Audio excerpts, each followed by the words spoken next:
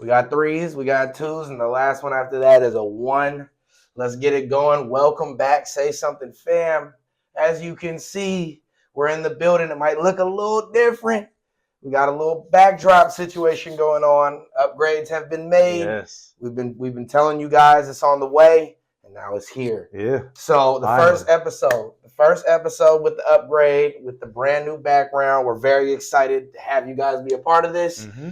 And so, before we get to today's agenda, we obviously want to acknowledge this is a little bit of a delayed episode due to the fact that we missed a week, and that's okay. You know what I mean? We do want to acknowledge that, though, and make sure y'all know we are in tune with what has happened, and we're going to catch you all the way up. We're not going to miss anything, okay? But without anything else going on, that means we got to do the check-in.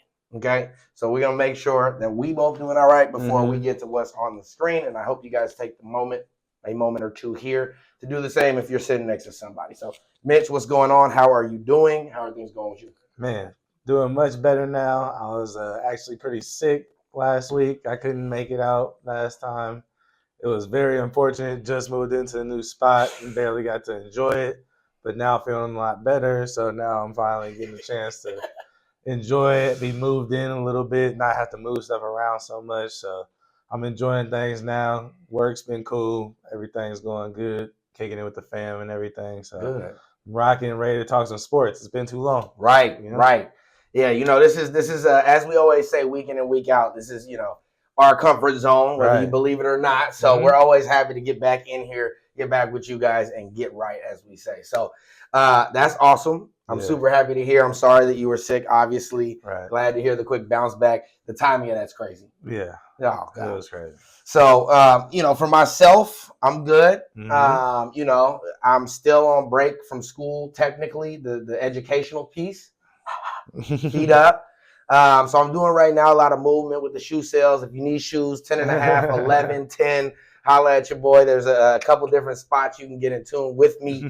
But, as we go with these shows, we're going to continue opening different doors that we may have as opportunities for y'all to get in tune with us and to get in tune with the community. So I'm just trying to, make a couple things shake, as they say, get a couple things going in terms of liquidating and getting right as I head into this next leg of school, because I'll be back to being super busy. Right. But the internship has started back up because, of course, the kiddos have gone back to school. So that means I, too, return as a counselor, mental health specialist.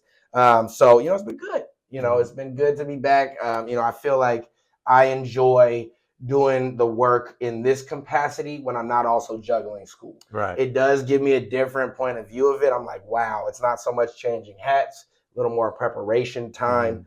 So, I'm thankful for that experience. But still, they already have us thinking very forward in terms of what are we doing next. So it's hard to stay present, and I'm still just working on that. But other than that, I'm happy, man. I'm happy. I'm grinding. I'm learning. And of course, always seeing new opportunities with things like the Say Something Show. So let's see what we got for you guys today, and let's let this conversation begin. So we got the NBA.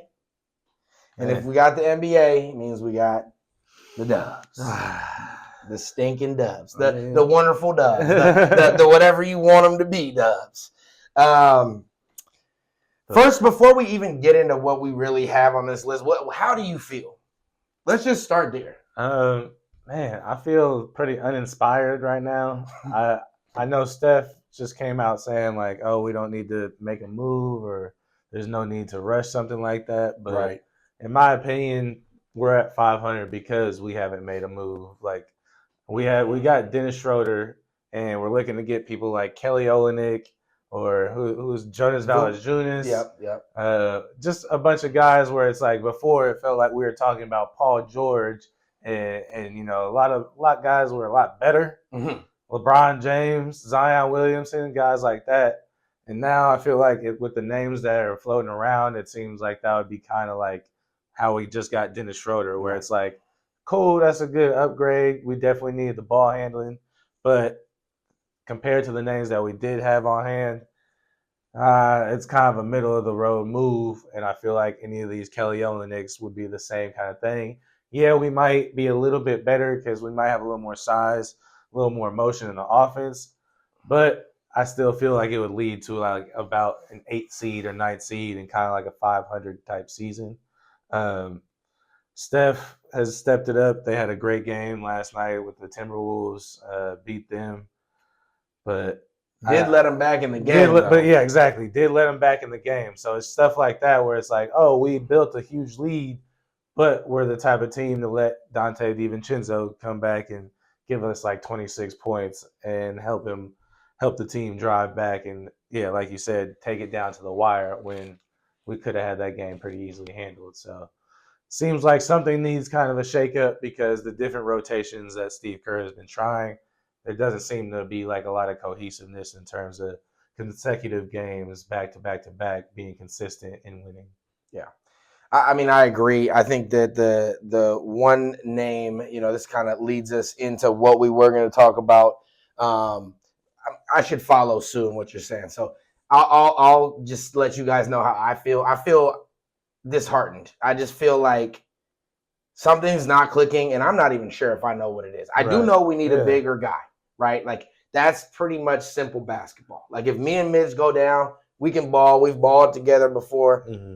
But if we come up against a team where it's like, okay, well, either he or I is going to have to play center. We might really have to shift our game plan in a negative way to try to cover that. And both him and I have been in that position before where just because of the rest of our skill set, they're like, look, you're big enough. You're strong enough. Gotta do it. You got enough. You got enough bounce. You need to go down there and handle the big guy, right? And the reality is we can't really ball like that. Like, I can't sit down there and do that and be all out of position for what I know and still have this expectation of like, okay, I'm going to do everything else the same way. Right. No, I'm going to put all my effort into doing something I don't know how to do, which will affect everything I do know how to do. Right. I mean, just like that for the Warriors, it's like, yeah, GP2 is great. Yeah. Great deep. Bro, he's 6'3". He's going against 6'9", 6'10" motherfuckers. All the time. That doesn't always work out. Over time, that's more rebounds for the other team, most likely. And he's injured all the time. Because it's just like, he's getting bodied. Why is he guarding? Why is he guarding a Paul George? Like, that guy's 6'8". Yeah, no, that's 100% correct. So, for me, I just think that that's the only clear answer, and I just love to see this team get a shot at that. Right? Like, we've done all this yapping of who's this guy. We've seen improvements from Kuminga. I mean, I think that injury was probably the worst time in terms of like, he truly was taken off. We truly were starting to get to answer, does this mean we got a second scorer? Right. Yeah. Right. He was averaging over Dub. He was around, 21, 22 in that little stretch, and it was productive 22. It wasn't just like okay, he's forcing it. It was like he was doing some carry jobs. Yeah, he really understood, okay, nobody can guard me. Like, if there's another guy out here that could shake better than me, I'd give him the ball, but they can't. Right. And that's what we needed out of him. And so, of course, it's sad to see that, but I'd love to see some of these guys get an opportunity to play with a big. Just stop making them play this uphill battle where they have to play perfect in order to feel like, all right, cool, we can now run our kind of game. Right. If we're going to run up and down, it doesn't matter if we're running up and down all day when we don't get a rebound. I mean, we got plenty of cardio. It's not like our guys are tired. It's just they're tired of running up and down, not getting a rebound. Yeah. And so the amount of times I've watched this year, second, third, fourth, even sometimes chance points, where it's like, oh, I'm not accustomed to this, even with smaller teams. And so, yeah, I think the answer for me is if you want to get this smile, back to working in terms of the Warriors, just get them a big, and like Mitch is saying, let's not have it be Kelly Olynyk. Yeah. Right? Like, I'm okay with the idea of Kelly Olynyk as a second piece if it really were like we made a move and we felt like we got a great deal on him to just ride it out for the season and he's a rental. I'm with that, right? But to me, it's Valanciunas at a minimum, and Vucevic is what I really want. If you can get us Vucevic, which is the one name that we've thrown around here a lot, and Mitch didn't mention earlier because obviously the two newer names have been thrown around a lot more, I do believe that guy checks a lot of the boxes. Yeah. I do believe that if you get him, he's 34. He's no longer going to be super expensive. Go grab him, throw him in with these guys, and then you can really make judgments. If we do that and the rest of these guys can't figure it out, we got to send it out. we've done enough. Give him pods. We've done enough. I mean, Pods is already, I don't even think he's tradable at this point. I love Pods, you know what I mean? But, like, the things he's done for his game this year, there's only a couple guys doing that, you know what I mean? Where you just sank it. But, like, also, like, Gary Payton, I saw something where you're shooting 19% from the three. GPZ. What are we doing? What? I mean, my bro, anyway. So, there's just stuff like that where there's certain stats where it's like, Who says 15% right here? Oh, well, that's because he probably shot one or two. Sheesh.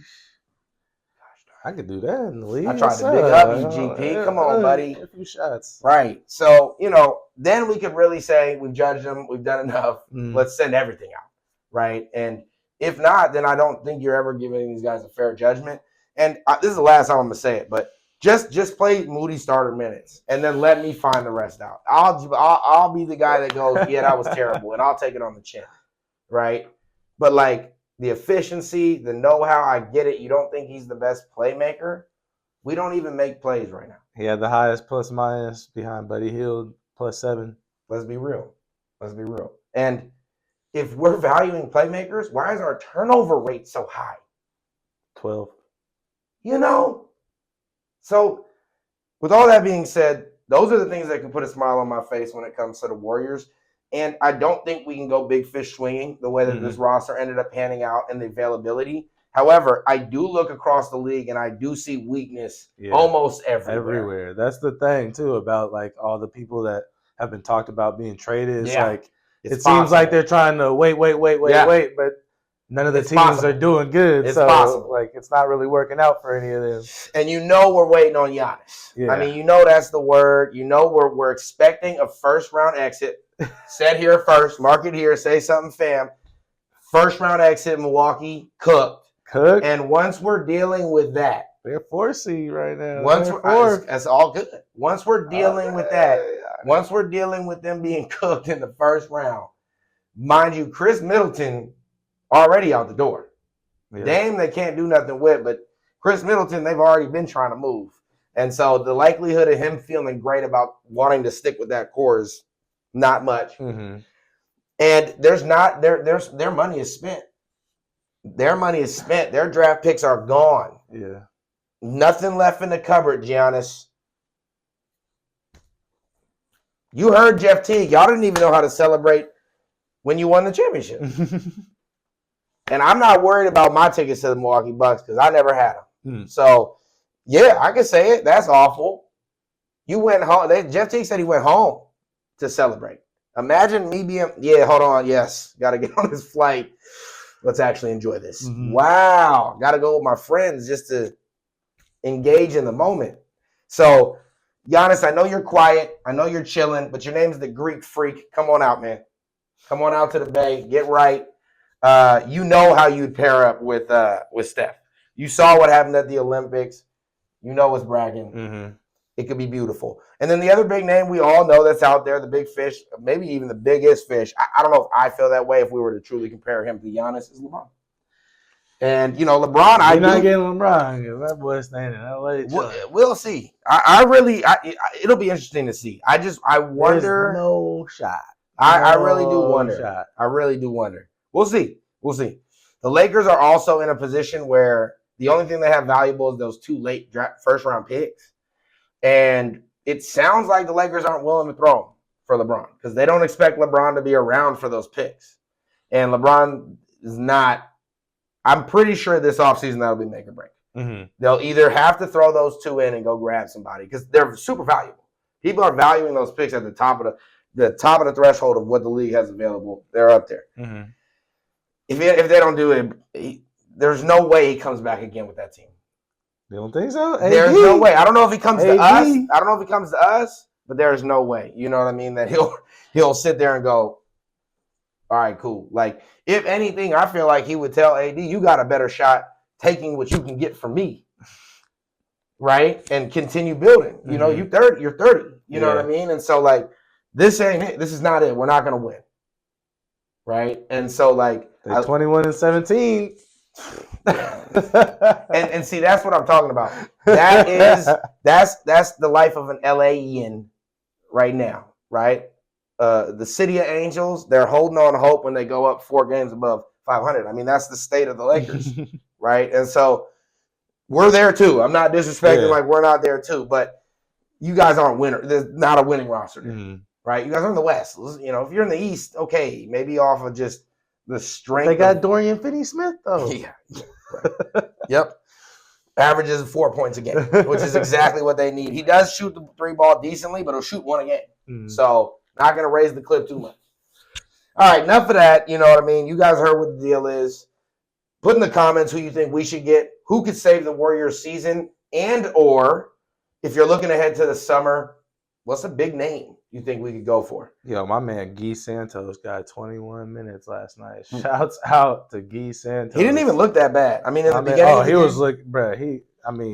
He hustles really well, but he always looks dumbass lost. Yeah. Well, in the beginning of the game, he looked way worse. In the beginning of the game, he looked way worse, and he gets dunked on constantly. Well, he's just a hustle guy who just he's kind of like what's that dude? Andres, whatever the dude from the Cavs. Big. We had him for a little bit. Verjao. Oh, Anderson Verjao. Yeah. I mean, they're both Brazilian, so yeah, they're similar. I mean, they just both just hustle. But I actually thought that he played pretty well last night. After the initial, like he usually went. This was his first start, so like initially when he usually gets in the game, he's just like fried, just too much, right? But he ended up figuring out last night. Hit some nice shots. Helped us a little bit with spacing. But again, he's only 6'8", so it's like we expect this guy to come in. He's playing center. You know, it's like imagine throwing him out there. Anyway, so is SGA the best player in the league? I think that's a valuable question to move on to, and I think it's a valuable question in terms of actual real people in the league having to debate that now. What do you think in terms of his impact not only on the Thunder, but maybe in the ranking overall with the rest of the NBA? And if there were to be a player who you felt like, it's not SGA, it's blank, who would that be? I feel like SGA is definitely a top 5 guy in the league, especially with just how he's playing now. Like, so it's very current. I know he's been having good seasons before this one, but he is still very new to the league. Just like a lot of these young guys who are playing great and are ready to take the throne away from the older guys, but maybe like skill-wise or just like, I don't know, something about like a Jokic or a Giannis, or like if you give them teams that are just as good potentially as the OKC Thunder are with all the weapons he has around him as well, I think so. There are some guys who can at least push him or be right there up there with him. I mean, even LeBron James, I feel like he's still at his age somebody who you can't stop him if he decides like today I'm gonna do it. Like he definitely picks and chooses that now, which is just due to age, but I think he's the only person in the league where it's like I can do it whenever I feel like it. And like Shai Glizzy is definitely having a crazy season and basically just showing how well like a scorer first guy when he's always on and consistent, how it can lead to wins. It's only when guys who are leading the team by like kind of like the Luka way, like it's very similar to me how he runs the team, where it's like I can do everything, and that leads to defense collapsing on me, and that leads me to getting you guys the ball and getting attention away from you guys. So as long as I'm making my shots, we're damn near unstoppable. But if that person, just like you seen with Luka once it got to the finals, if that person stops making his shots as much, it really does hinder the team a lot, and it leads to the losses. But right now, hey, you can't knock it. He's averaging like 31 points. You do that every game, you're definitely going to lead to a lot of good wins. And that's what the team's doing. They got a lot of young, great players that are really showing out, especially on the defensive side of the ball. So they're tough to beat. Best defense in the league this year. They just blew out the Cavs. So by like 50. Yeah, so they're definitely doing their thing. It was 134 or 114, and they damn near were up 50 at one point. Exactly. So, and that's without Chet and the other Hartenstein. Both didn't play tonight. Both big men didn't even play. So like what? Plethora of guys, just a lot of talent over there. Shows how sometimes it is very nice to have a lot of top draft picks and definitely hit on them and get them right. Yeah, especially when you do them right like they did. It felt like year in and year out now that you look back at the way that team's formulated. It's like, was there even a miss, you know? And the fact that there's Nikola Topic waiting in the wing. I mean, they've made some picks that are still like, we haven't even seen this full team yet. Alex Caruso's been injured a lot this year. He's finally back. It's like, it's like when you're playing in 2K and you're in like the franchise and you get too many draft picks and then you can't pay for all of them. Yes. At some point. That's exactly boy. Yeah, that was crazy. You got infiltrator. Yeah. Okay, we see you guys from them other podcasts coming in here, fly on the wall status. Yeah, man. No, I think he is the best player in the league right now. Okay. But I think that my real reason for that is I just think he can't be stopped. And when I look around the league, I still see guys that have true off nights. True nights where it's like whatever they did to you, it happened. Right. SGA this year, I just haven't seen it. I haven't seen a team yet that's figured him out. And I'm not sure if they have a true other star on that team. Like, I do think Jalen Williams he's getting there. Yeah. And I do think if Chet can stay healthy, there's no question that we'll be talking about him as a star. But when you look at the roster right now, I don't think there's another star. Right. And that is pretty impressive when you look at what he's able to do, regardless of what the defenses are throwing at him. I mean, they're willing to double him. They're willing to do those kind of things. And he's still at this point just ultra efficient. Never really gets thrown off of his game. And I think that he's one of the very few guys in the league right now that really is just playing his own style of ball. You know, kind of like how Luka was when he was first truly impacting the league, where it just looked like, I mean, it looks at times like he's the only guy out there. Yeah. You know, and I just think Shea has gotten to that level where, you know, his mid-range, and now that he's shooting the three,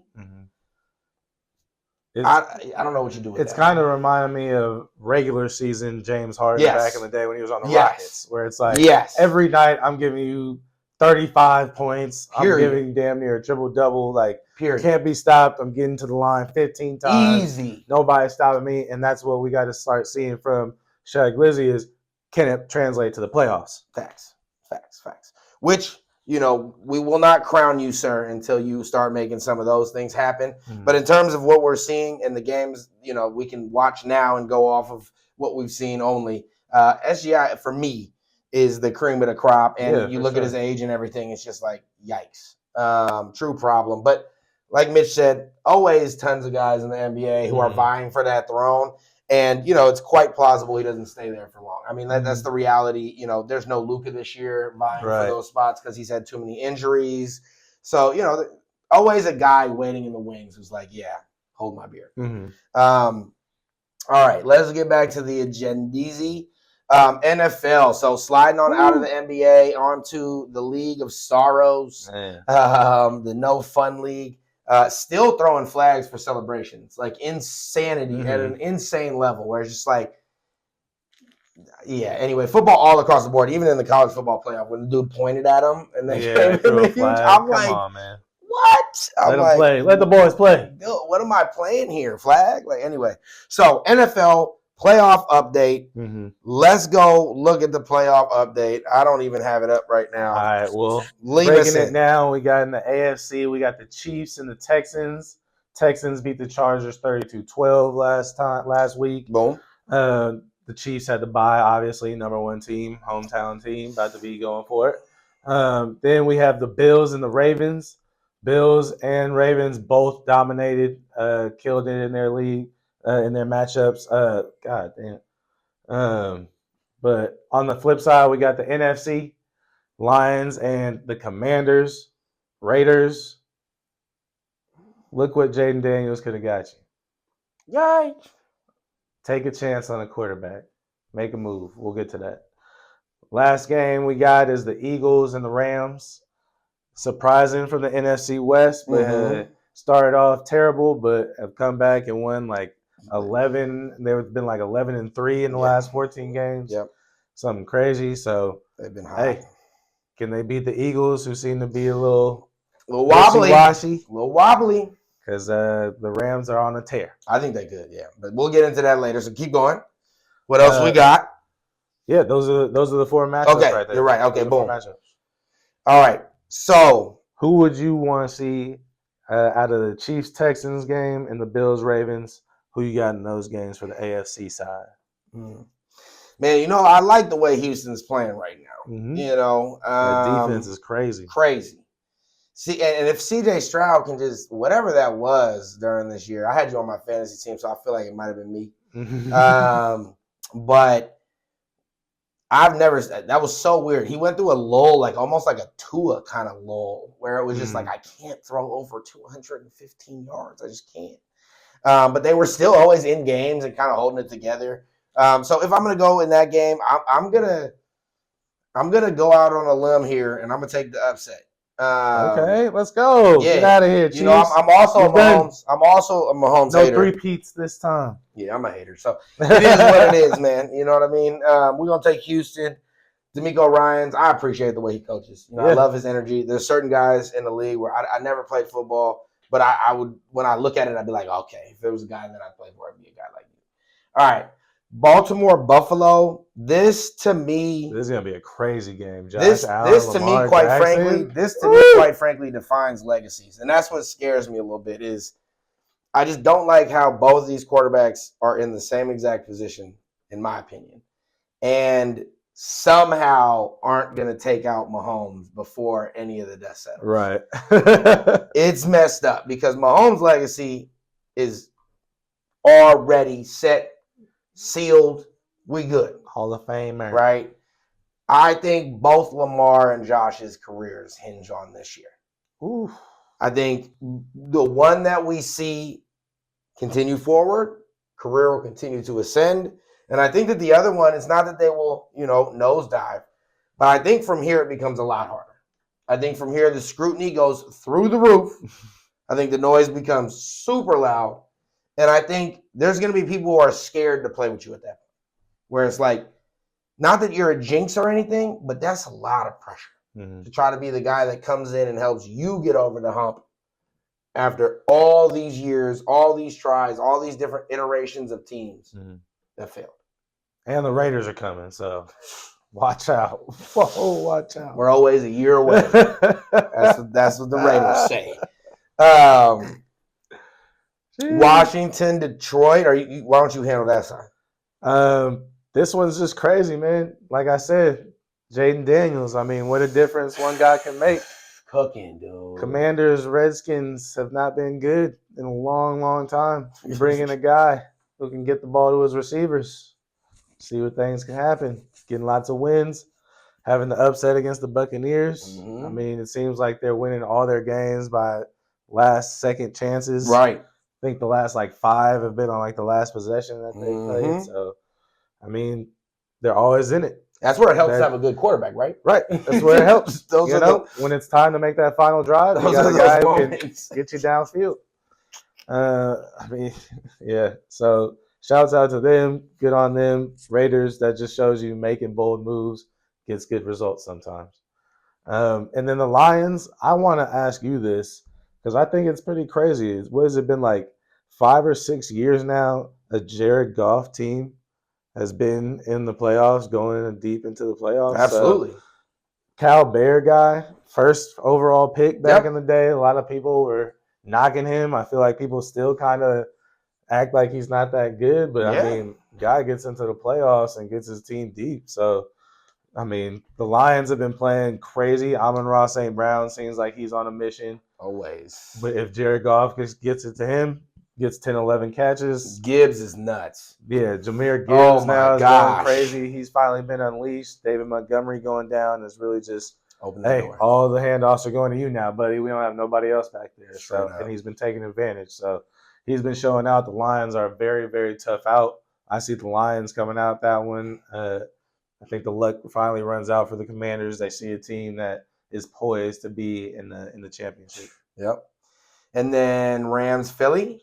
Rams-Philly. That's a tough one because I feel like every single Rams game is a coin flip, and it's just is it gonna have who's gonna be here? Yeah, is their defense somehow just going to stop the other team from scoring a bunch so that the game in the third quarter is like 17-10, Right. and then like within like the last like 8 minutes of the third quarter and the fourth quarter they squeak out like a 21-17 win somehow, or like something like that. Yep. A 20-17 win, where it's just like, oh yeah, all of a sudden Matthew Stafford just has the last possession of the game, and all he has to go do is like 30 yards to get in the field goal range. Yep. And then they come out of it somehow. The Eagles, I mean, they've been doing great the whole season, so I'm hoping that they get the win because I'm not huge on the Rams.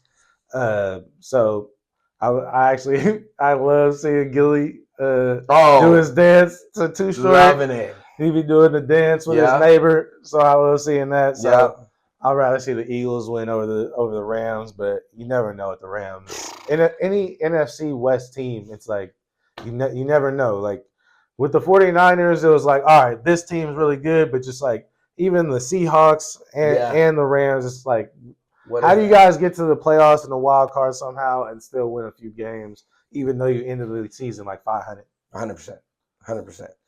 So if you were to call between Detroit and so you're going Philly?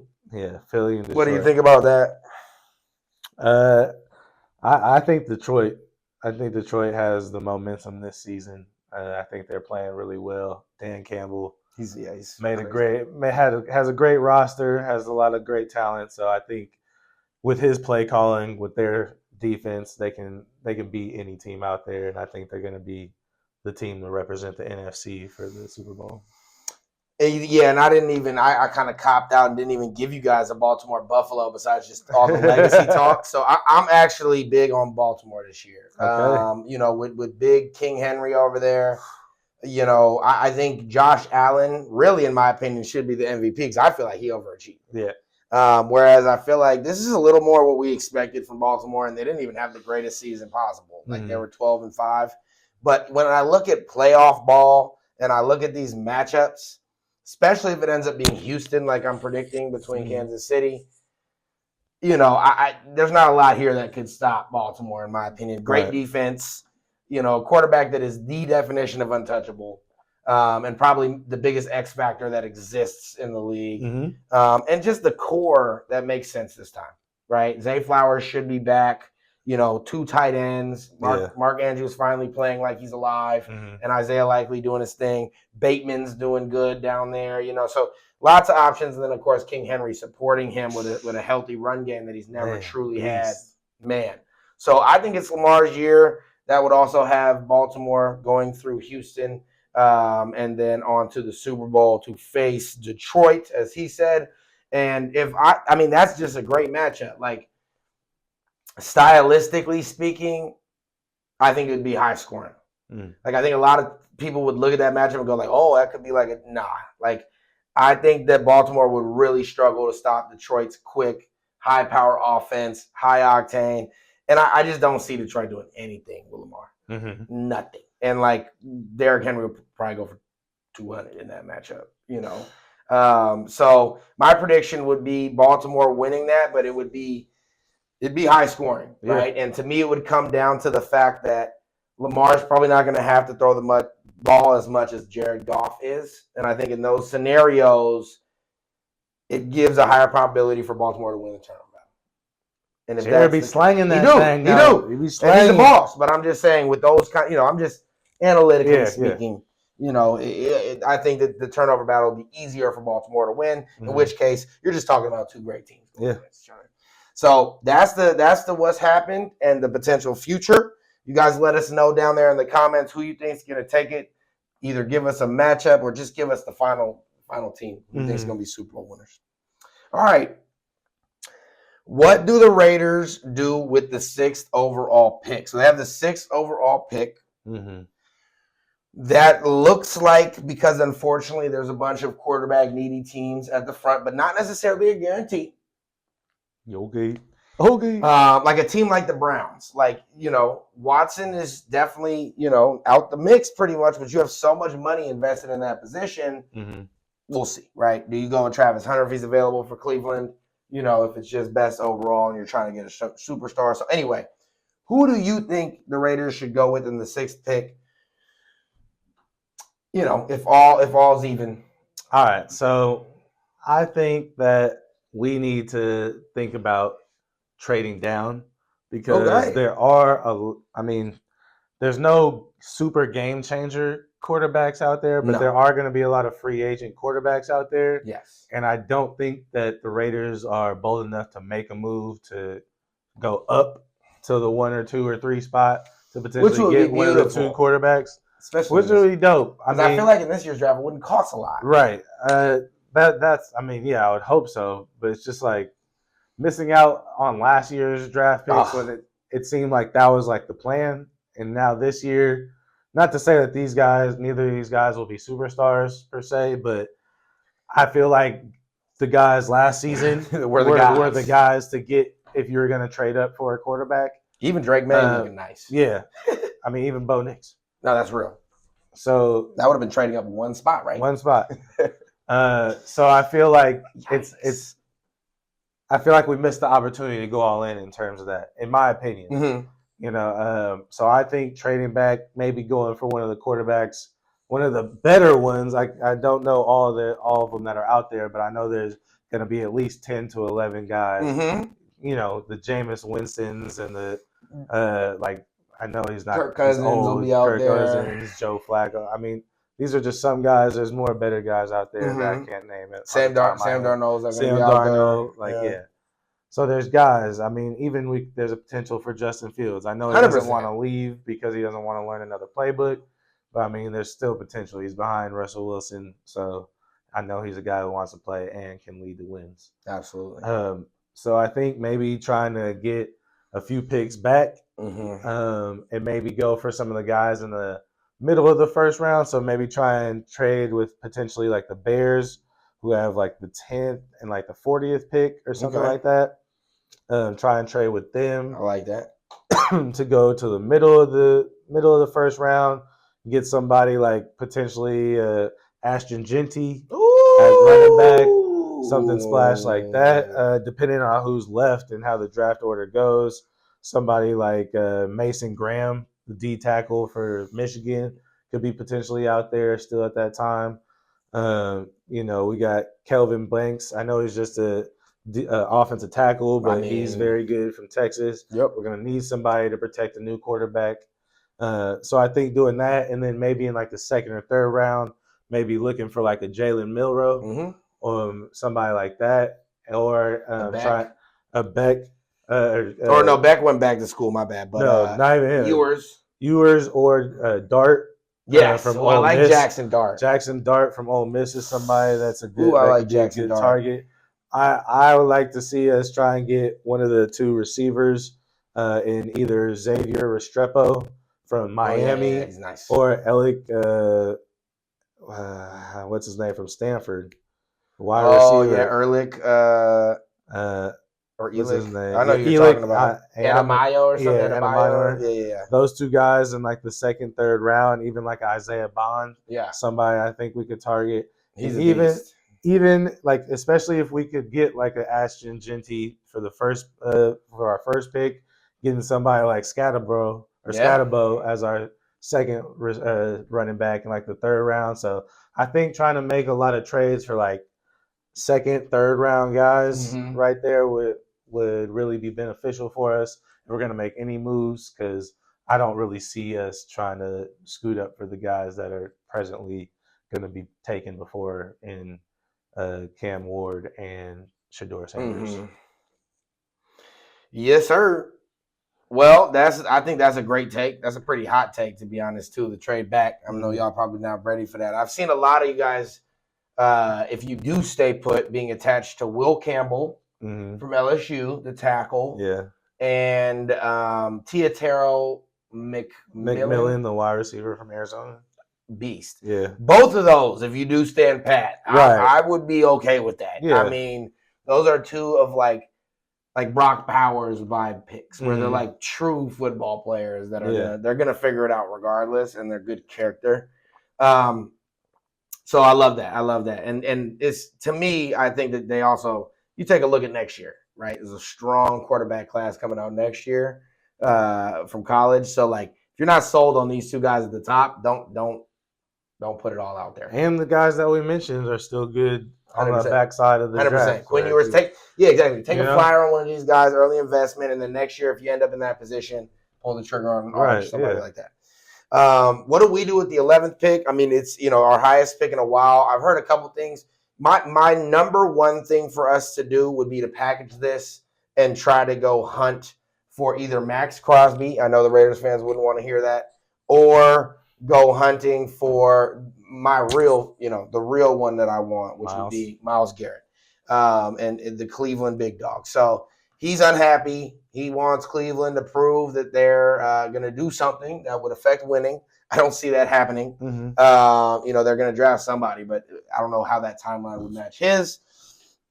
If we're able to throw that in there, throw some other things together, it would probably take 2 first-round picks is my guess. So we'd have to throw a future one as well. But I think that 11th pick makes it a true legit offer. Yeah. I think, normally our pick would be 20s, somewhere like that. And I don't think that offer stands quite as firm if it wasn't what the pick we have this year. So I'd like to take advantage of that if we can in that sense, because I don't think we'll be back there for a while, knock on wood. But if we do decide to stand pat, I got a couple names here for you guys.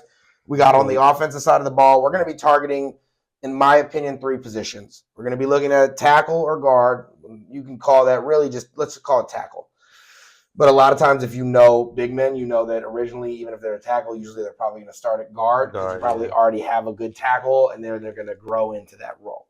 So the position of tackle and the players that I'd be looking at would be Will Campbell, LSU, Jonah Savanea from Arizona, O-tackle, and Kelvin Banks, tackle as well from Texas. Those would be the 3 I'm looking for on the offensive side of the ball.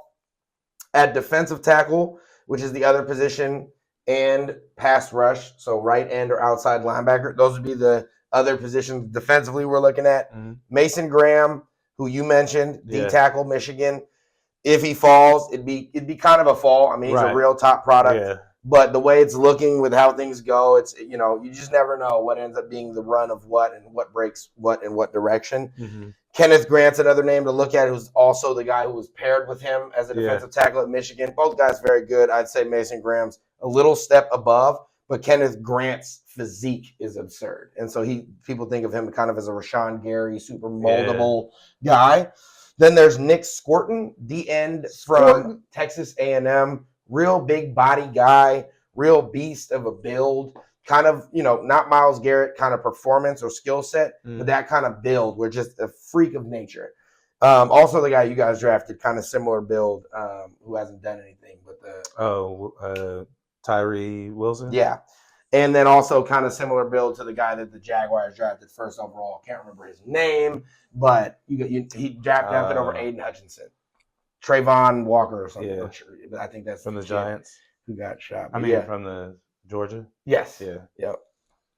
Anyway, another name would be Jalon Walker, outside linebacker from Georgia. I love his game. Very fast. Be interesting to see how we thought about him in terms of whether he's like a D-end or an outside linebacker, like tweener kind of thing, because he's a little smaller. Will Johnson, cornerback, Michigan. That would also be a drop a bit. He's predicted to go top 5. He is the number 1 cornerback on the board. And then Benjamin Morrison, who's the cornerback who's done so well guarding Marvin Harrison at OSU, and has had a lot of great lockdown moments there with Notre Dame, and is currently going to play for the championship here shortly. So that's why be on the lookout, guys. If you're looking for names, if you're thinking about things, there's definitely a couple other guys. I can't remember the guy from Texas. I don't know if he's coming out anymore. I think his last name's Barron, but he's another guy I would look at who is really, really good. But if he's coming out, he's the Jim Thorpe winner, John A. Barron. If he ends up coming out, I'd love to see him. I'm not sure why I haven't seen him. Originally, his name was all over the Niners, but I haven't seen him in the first round lately in terms of the mock, so I don't know if he's coming out or not. But if he is, that'd be another great pickup as a DB for the Niners. Lastly, before we jump away from the Niners and finish today's segment with the MLB, we are going to, or I'm sorry, we're going to have to finish today's show with the MLB, not the segment, because the segment is the NFL, right? Yeah, exactly. But who should we hire as our next defensive coordinator? We've had a terrible run these last 2 years after going pretty much as hot as you can be in that position. Yeah, exactly. I think that I'm going to keep this pretty short and quick and not go into why, but I think Salah, if he's still out there, is obviously a very good name and just knows things, knows what needs to get done. And then Jeff Ulbrich, who's a former Niner, who also at times has been in our coaching staff, but I think most recently was the Jets defensive coordinator, I want to say. And he's been known for doing some good things. Those would be the two names that I'd like to take a long look at. And then, if we really feel like it's worthy, apparently we're looking at Brandon Staley from within, who at one point was the head coach of the Chargers. Yeah. And he was with us last year, so apparently we're looking at him as potentially an internal raise. But those would be my names. And if I were to lean one direction right now, I'd say Salah. But he has a lot of head coaching opportunities, so you never know. On to the MLB, where it's my boy's turn. Wait, just real quick. Oh, yeah. For the Raiders, on the Raiders hype in terms of coaches. Coaches, I mean, Ben Johnson seems to be a reluctant option. Yeah. It seems like the only big swing that we can make. He's down with Tom Brady a little bit. I mean, there's other people out there, but this seems like the biggest name, the biggest splash that we can make. You guys turned down Dion. So I think it's this or, not to knock it, but like a Rich Bisaccia, or what I mean, where it's just like where we're just gonna pick somebody who nobody has heard of, and so we're just gonna why do we even get rid of AP? So hopefully he decides to come to the Raiders, because it's more of a favor to the Raiders than any coach right now ever deserves, because the last 20 years, no coach has really, been over 500 that much or gotten to the playoffs. So seems like a black hole is over there. Doesn't seem like many coaches want to do it, but hey, if somebody's got the vision, it could be him. So. And these are the odds, just so you're aware. Ben Johnson at plus 175. We got Liam Cohen, who I have no idea who that is, at plus 1,200. We got Mike McCarthy, who just got let go by Dallas, who I wouldn't be too happy with. I feel like his name's just on there just because off the strength. Also at 1,200. And then you have Aaron Glenn, who's pretty much signed, sealed, and delivered to New Orleans, it seems. But he's on there as well. And then Todd Monken, who I don't know who that is. So like Derek is saying, couple names on there that could really make something shake. But pretty much everything else is looking – and we've been swinging and missing for a while now. So, I mean, the draft pick this last time, we had a couple good ones. But in terms of any other decisions, in terms of head coaches, big swing and misses all the time. And it's funny because you guys were, forced into that one. Like, you clearly did not want to take – he wasn't the first on the list. And it was all right, we have to. So, interesting how that works, Raiders. Maybe switch up that strategy. On to the MLB. Obviously, it is free agent season. Also, International Signing Day. The big signing day just happened as well. So I'm going to let my boy take us a little bit into that and what has been happening across the market. Yeah, it's been pretty quiet today. Has been a tough day for the baseball MLB community. Famous, goated sportscaster, broadcaster for the Brewers, Bob Uecker, passed away at 90 years old. So, an absolute legend. Was in Major League and Major League 2 movies. Man. Just a bit outside. If anybody's heard that. If you know, you know. Yeah, if you know, you know. So, definitely a legend. Played a few years in the league, won a championship, and then was announcing for the last 50-plus years. So, absolute legend. Shout out to you, Bob Uecker. You're going to be a big loss to the MLB, and I'm sure there's going to be a lot of stuff this season that's dedicated to him for sure, because he's definitely a staple of baseball. But in terms of moves, I mean, since we last started, we're talking about the MLB moves, there hasn't been a lot going on. Like we said, Justin Verlander came to you guys, the Giants, to bolster the rotation. The Reds got Gavin Lux from the Dodgers. That was a move. But we got some guys that are kind of waiting around right now to see how things go. We got Pete Alonso still waiting to see what team he's going to join. Waiting a while. Alex Bregman, still waiting to see where he's going to go. Jack Flaherty for the Dodgers, the pitcher, don't know where he's going to go. We got Anthony Santander. Yeah. Still don't know where he's going to land. So we got some big names. We still got Roki Sasaki. Maybe it's biggest. between the Dodgers, the Padres, and the Blue Jays. So that's big news. Three teams that have a history of getting Japanese foreign players on their teams. This guy's looking like a new Yu Darvish, guy who can throw about 100 miles an hour and has a nasty sinker. He's probably the most coveted of all of the guys, even though there's still big names like we just mentioned.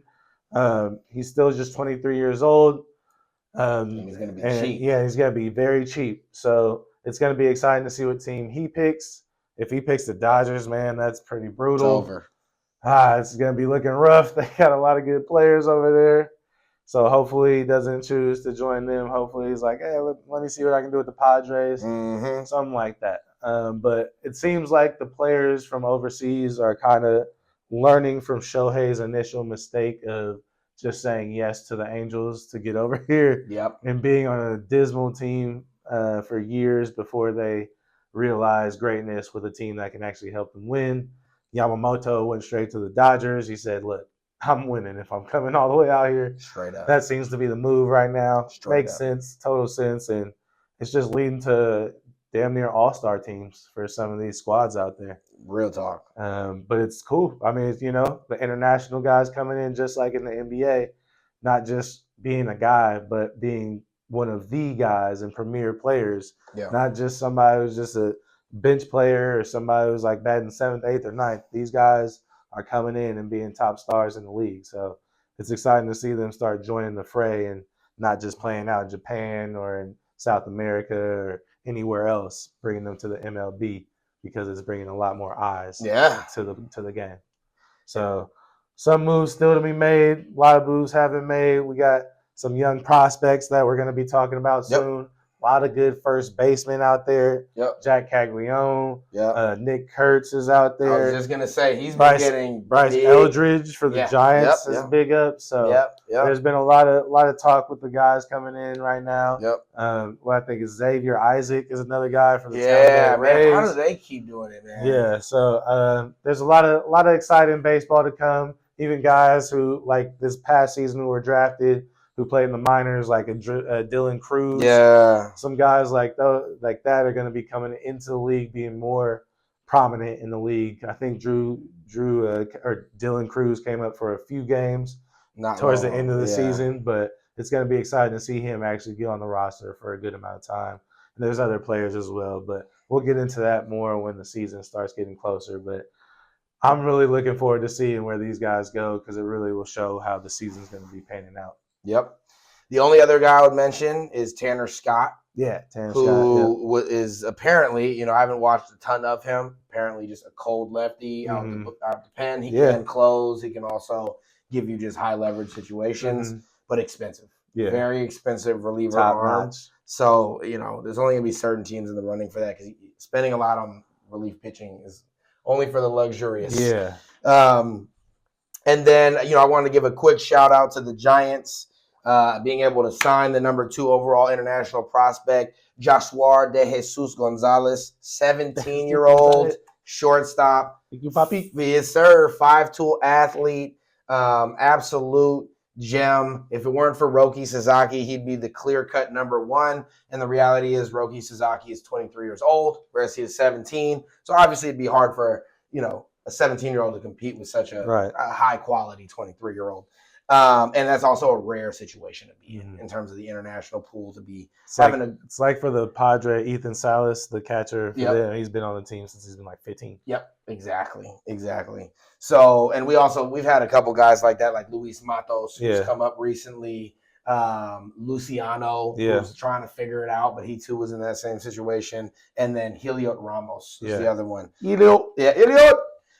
So be on the lookout for him. Obviously, probably, I think he's going to immediately slot into our number 2. Our farm system isn't great. Bryce Eldridge is the gem, and other than that, there's not a lot there. He'll immediately slot into the 2, and I think that he'll be a top prospect in baseball in general for the years to come. So, but it'll probably be 3 years or so plus years until we see him in the majors, unless something special happens. Right. Then we also got Dejean Maceres from Aruba, who's their number one prospect this year. 16-year-old outfielder, lots of pop, athletic, rangy. Obviously very youthful, but a lot of potential. Love those baseball words right there. Lengthy, rangy, you know what I'm saying? I got to tune in. I'm learning, so I got to piece it together. And then we got shortstop Julian Barreto from Venezuela, 17, who also is a defensive whiz. Yes, so kind of that good counter and push to Joshua, who's going to be obviously our gem. But, you're going to have competition. Guy same age, who is legit, another top-tier prospect. Probably not, at your level, but he's definitely going to be pushing you defensively. So I love that. And people are really high on him because obviously we're a defensive ball club. Yeah. We play a lot of defense. So if you were to say, where will Roki go? I think that's a great way that we can end today's episode because I think everybody's just kind of, that's the real domino everybody's waiting on. Yeah, man. The way that the Dodgers have been deferring money for years to come, Shady. I really don't know what's to stop them from getting him. I mean, they have all the persuasion needed. You have Shohei Yamamoto, and you guys just won the World Series, and it doesn't look like there's anything stopping you guys moving forward. You've only gotten more retooled and more stacked. I mean, at this point, why not just go? Like, why try and go to the other teams? They aren't even close to with it. Like Blue Jays, that's really just, I think, because Kikuchi's over there. Yeah, it's got to be. Like, there's no other reason to be out there. And maybe it's an international market because it's not in the U.S. Something, and then you got the Padres, which I do think they have a good chance because they really tie him a lot to Yu Darvish, and he's a Padres guy. So he could decide to be like, hey, let me just follow you over here and do it over here. But I think can't knock him if I think the Dodgers. How do you say no? Yeah, how do you say no? They got all that money for you and the location, the international appeal. Yep. Everybody's gonna be coming to games for you guys. You got the homies already there, so literally, I think that's probably the best option. Yeah, sadly for my Giants, I believe so too. We are at our time today, but we'd love to hear if you have any differing opinions when it comes to Roki. We're sorry for all you Blue Jays fans and for all you Padres fans if this is breaking news. It's nice to be in the top 3 in the last 3, right? Right. You got a rose still. You still got a rose. Ask the Giants. There's nothing like just being the first to lose. Or the last to lose. Sorry. That's what it is. When you're second place, you're not first, you're last. Yeah, right? You're just the last to lose. You know what I mean? And as great as that sounds, you'll see when he's not coming, it's the same as everybody else. Right. You were just a part of the show. Should have been quicker than that. Yeah. So anyway, if you guys have anything else, please put it in the comments. And of course, we got to remind you in the most loving way, and please like, comment, and subscribe. It helps the algorithms. It helps everything. That big red button does nothing but support us here in making more content for you guys. So thank you again for tuning in today. We shall see you next week. Have a blessed one. Peace.